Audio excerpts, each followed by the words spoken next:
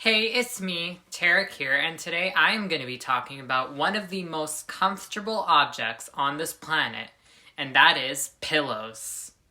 Humans today have always known the pillow as this very soft, very comfortable kind of object, but that wasn't always the case a few thousand years ago. The story of the pillow starts a few thousand years ago, about 7000 BC, in the ancient Egyptian era.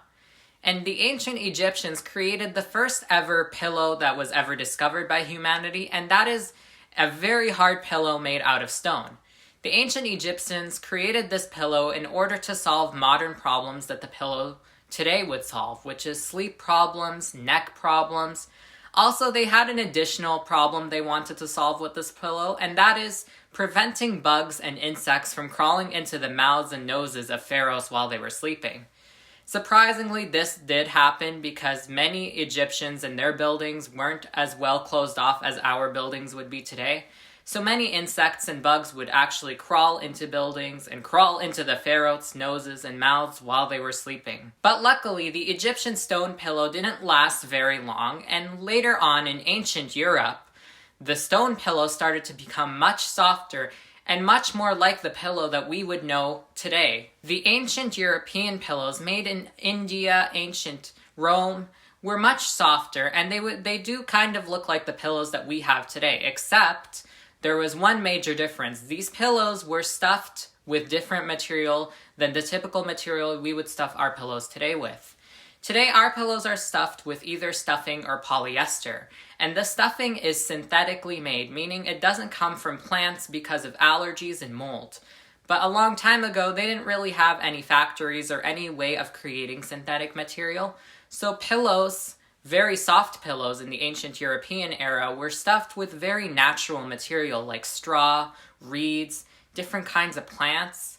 And they were great, they were pretty soft, but the problem was that the pillows' insides would have to be changed every few months to prevent any mold, and also there was a lot of allergies to the natural remedies that these pillows have been stuffed with. So as you can see, the idea of a very soft pillow started to spread around Europe. But there were still stone pillows. Just because the ancient Egyptian pillow wasn't a thing anymore in that time doesn't mean it fully disappeared. In ancient China, they also had stone pillows similar to the Egyptians. Except these pillows looked much nicer than the Egyptian pillows because they would actually paint the stone in order to represent their gods in China or their mystical creatures. And they believed if you sleep with this pillow, it would bring you peace and harmony as well as keep any suffering away from you while you're sleeping, because the gods would protect you. In that time, pillows were very expensive. The material to create pillows were very natural, and also pillows were only handmade. They weren't produced in factories yet, so not many people could afford pillows. And in fact, if you were very wealthy at that time, that means you had a lot of pillows. And the more pillows you have, the more wealthy you were. Pillows were seen as very much a status symbol. The more pillows you have, the more wealthy you were, and the more of an influence you had in that time in society. In the Industrial Revolution in 1820, factories started to become a thing. And instead of things being handmade or just simply made out of natural materials, now things have been made in factories, and pillows were one of the first few inventions to come out of the Industrial Revolution. And instead of pillows just being handmade, now pillows were created in factories, and now pillows could be created much more faster and much more efficiently. And also, everyday people now had access to pillows at that time instead of the wealthy. So not just the wealthy could sleep comfortably in their beds, also everyday people could. After the Industrial Revolution, everybody had access to pillows, not just the wealthy. And more pillows have been created, and people tried and found other uses for pillows instead of just sleeping and just the functional part. Pillows were also embroidered, they had different colors at that time, and they've been recognized not just as a functional object, as well as a very decorative object.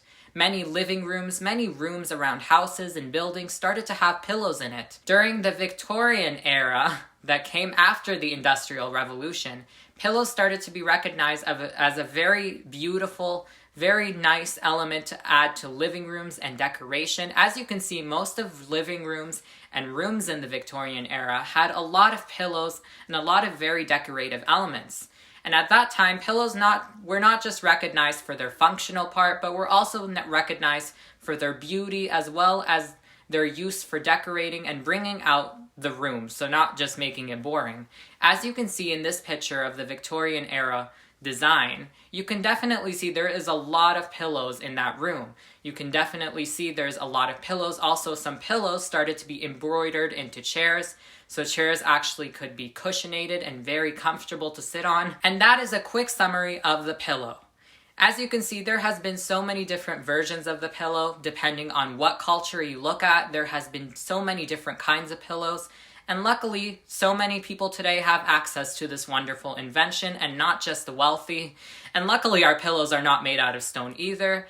Now they're much more comfortable, and they don't have to be moldy either. They're made out of synthetic material today, so we don't have to keep changing out the inside of the pillow. And that's it for pillows. I hope you enjoyed today's video, and thank you for watching.